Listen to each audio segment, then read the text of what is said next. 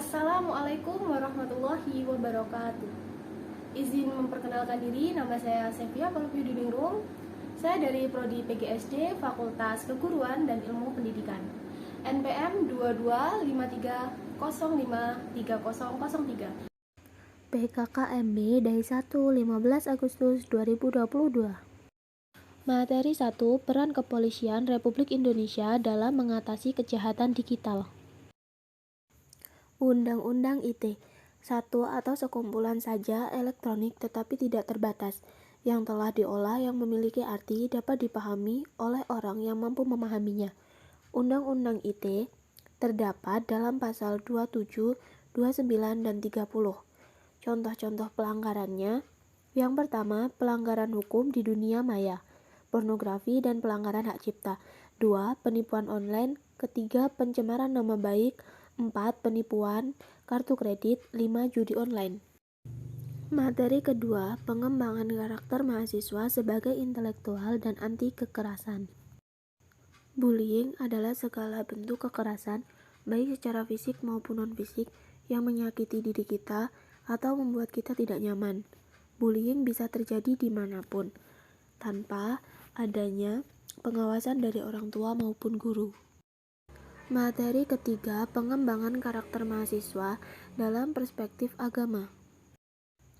Kita harus bersyukur menjadi Muslim Nusantara karena kita memiliki prinsip yang kokoh dan tidak pudar dari ciri khas Islam di Timur Tengah. PKKMB Day 2, 16 Agustus 2022. Materi 1. Merdeka Belajar Kampus Merdeka.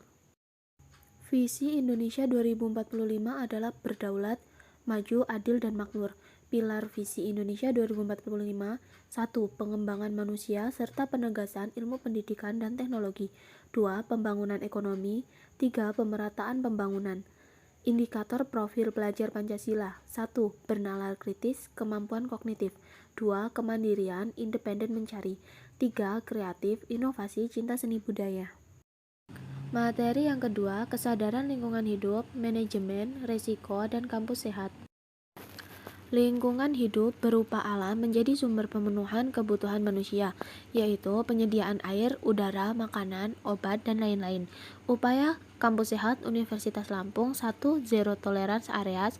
2. Parkir terpadu dan pembatasan penggunaan kendaraan. 3. Pengelolaan sampah TPST. 4. Sumber air. Materi yang ketiga yaitu etika norma kehidupan kampus. Menjadi mahasiswa yang ideal berarti: 1. Mampu berpikir positif terhadap sesuatu yang kita lakukan dan kerjakan. 2. Kita juga harus mampu menyeimbangkan antara sisi akademik, organisasi, dan tugas-tugas. 10 karakter yang harus dimiliki mahasiswa ideal: 1. Rajin belajar. 2. Memiliki orientasi yang jelas. 3. Bermanfaat bagi orang lain. 4. Bisa menyesuaikan diri. 5. Peduli terhadap lingkungan. 6. Kreatif. 7. Inovatif. 8. Disiplin. 9. Memiliki cita-cita yang tinggi. Dan 10. Rendah hati. Materi keempat, perguruan tinggi di era revolusi industri 4.0 dan kehidupan kampus pada masa pandemi. Bentuk kekerasan seksual yang Permendikbud 30 tahun 2021 tentang PPKS ayat 1. Yang pertama, verbal atau omongan. 2. Fisik. 3. Non-fisik. 4. Melalui teknologi informasi dan komunikasi. Bentuk-bentuk upaya pencegahan kekerasan perguruan tinggi yang dijelaskan pada pasal 6 Permendikbud tentang PPKS ayat 1. Yang pertama, membentuk saluran tugas. 2. Menyusun pedoman pencegahan dan penanganan kekerasan. 3. Membatasi pertemuan antara mahasiswa dengan pendidik di luar kampus. 4. Menyediakan layanan pelaporan kerjasama dengan instansi terkait. PKKMB Day 3, 18 Agustus 2022. Materi 1. Pembelajaran di perguruan tinggi di era teknologi dan plagiarisme oleh Bapak Prof. Dr. Patuan Raja MPD. Plagiarisme adalah sama seperti pencurian. Ketika melaksanakan tugas-tugas dan kita menulis dan kalimat isi kita mengambil kata orang lain atau menjiplak, itu sama saja mencuri hasil. Jika tidak sengaja, itu tidak dianggap sebagai penjiplakan. Plagiarisme ini sama saja artinya mengambil hak orang lain saat kita membutuhkan makalah ataupun skripsi dan karya tulis di saat kita membutuhkan bahan. Lanjut untuk materi yang kedua yaitu sistem perkuliahan dan bimbingan akademik dan kerjasama oleh Bapak Dr. Riswandi MPD.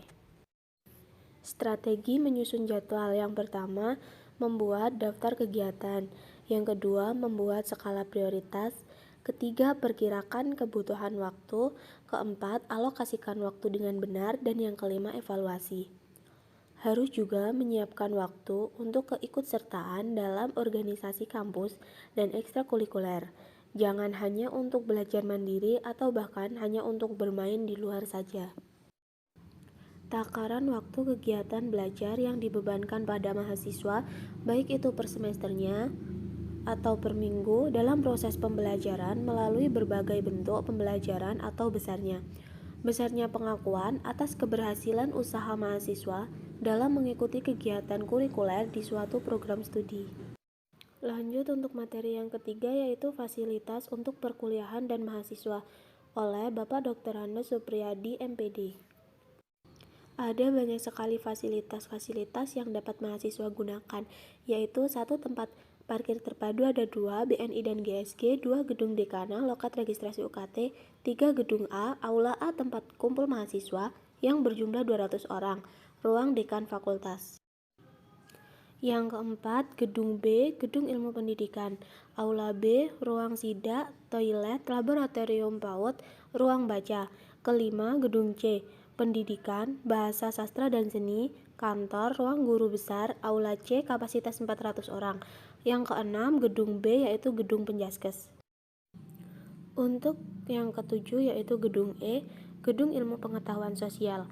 8, gedung F, jurusan bahasa. 9, gedung G, jurusan MIPA dan ruang baca. Yang ke-10, pusat kegiatan mahasiswa. 11, Panglima Polim, tari, musik dan panggung terbuka. 12, sanggar tari dan musik.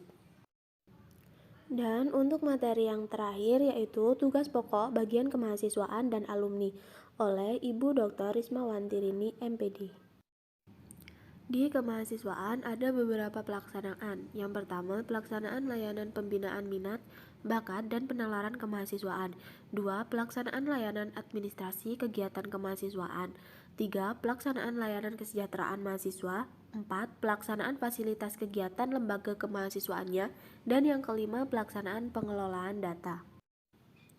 Kita sebagai mahasiswa jangan sampai menjadi yang namanya mahasiswa kupu-kupu, baik di bidang akademik maupun non-akademik. Itu semua harus beriringan, harus bersamaan. Yang kita utamakan yaitu akademik dan non-akademiknya, jadi kegiatan-kegiatan harus beriringan. PKK MBD 4, 19 Agustus 2022. Untuk D4 yang saya dapat adalah 1. Ketika kita menjadi mahasiswa, kita harus menjadi diri sendiri.